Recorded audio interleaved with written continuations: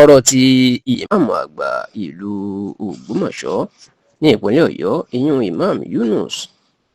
Tọ́lá Olúṣọlá Ayílára, ohun tí ìmáàmù náà sọ láìpẹ́ yìí ó mà ti di ariwo àti awuyewuye ńlá, èyí tó jẹ́ kí ọ̀pọ̀ èèyàn kan máa sọ̀rọ̀ sí bàbá náà, tá a sì rí àwọn tó ń gbèjà bàbá náà pé òdodo ọ̀rọ̀ ló sọ, tọ́rọ̀ ọ̀hún tó sì pé àwọn èèyàn sí méjì lórí ẹ̀rọ ayélujára débi pé àríyànjiyàn ńlá ó ń wáyé níbẹ̀ títí di àsìkò tí a ṣàkójọpọ̀ ròyìn yìí. Ǹjẹ́ ọ̀rọ̀ wo ni Imam Yunus Tọ́lá Olúṣọlá Ayílára tó jẹ́ ìmáàmù àgbà fún gbogbo ilẹ̀ Yorùbá, ọ̀rọ̀ wo ló sọ tó di wàhálà? Ó ní ọ̀rọ̀ tó máa sọ nípa Aláàfin Ọ̀yọ́ ìyún ọba Abdulhakeem Abímbọ́lá Ọ̀wọ́adé àkọ́kọ́, èyí tó jẹ́ pé ọ̀rọ̀ náà ó bí ọ̀pọ̀ àwọn alátìlẹyìn àti olólùfẹ́ Ọ̀ọ̀nìrìṣà ìyún àrólé Oòduà ìyún Ọọ̀ni Ilé-Ifẹ̀ kábíyèsí ọba Babátúndé Ẹniìtàn Adéyẹyè Ògúnwùsì Ọ̀jájá kejì nínú, tó sì jẹ́ pé ọ̀rọ̀ ọ̀hún ni ló di awuyewuye ńlá àti nǹkan ńlá tí wọ́n ń fà mọ́ra wọn lọ́wọ́ bí ẹni ń fa ẹran náà mọ́ ẹnu lásìkò yìí.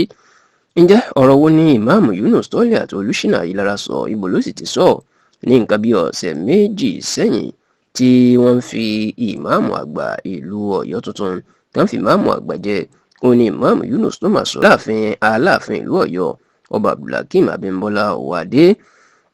nígbà tó ń sọ̀rọ̀ nínú ààfin náà gẹ́gẹ́ bí àlejò pàtàkì níbi ayẹyẹ ìwé láwàní fún ìmáàmù àgbà tuntun ìlú Ọ̀yọ́ tí Aláàfin Ọ̀yọ́ ṣẹ̀ṣẹ̀ fi jẹ. Ó ní Imam Yunus Tọ́lá àti Olúṣínà Ayílára máa jẹ́ kó di mímọ̀ wípé kò sí ìtẹ́ ọba kan tàbí ipò ọba kan nílẹ̀ Yorùbá tó ju ti Aláàfin Ọ̀yọ́ lọ. Ó ní bí ẹnikẹ́ni bá wá sọ pé ọba kan wà tàbí ìtẹ́ ọba kan wà nílẹ̀ Yorùbá tó ju ti Aláàfin Ọ̀yọ́ lọ, ó ní ká lọ kíyèsí àwọn tó ń sọ bẹ́ẹ̀. Ó ní àwọn ìtànkítàn tí ò jọra wọn ni wọn yóò máa pa láti gbé ọ̀rọ̀ wọn lẹ́sẹ̀ nílẹ̀, ṣùgbọ́n ó ní ìtàn tó dájú dáadáa tó fẹsẹ̀ múlẹ̀ jù tí ò sì ní kọ̀hún ni pé Aláàfin Ọ̀yọ́ ìní olórí gbogbo ọba nílẹ̀ Yorùbá, kò sì sí ìtẹ́ ọba náà tó tún tóbi ju ti Aláàfin Ọ̀yọ́ lọ nílẹ̀ Yorùbá. Imam Yunus Tọ́lá àti Ayílára tó wá jẹ́ kó di mọ̀ nígbà wọn kan fẹ̀sùn kàn pé òun àti Aláàfin Ọ̀yọ́ àwọn jọ dì ní bó ṣe yan ìmáàmù tuntun àti pé 50 mílíọ̀nù náírà 50 mílíọ̀nù náírà làwọn gbé wá fún Aláàfin, tó sì ní òun àtàláàfin ò sọ̀rọ̀ rí títí dọjọ́ tó ń sọ̀rọ̀ yìí. Ìyẹn pé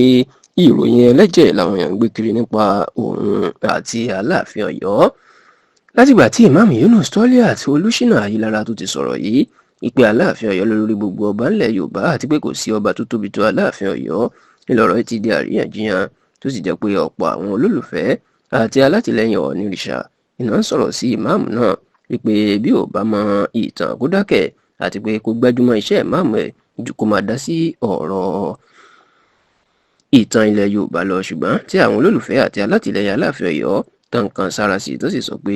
òdodo ọ̀rọ̀ ìní bàbá náà ló ti sọ yìí.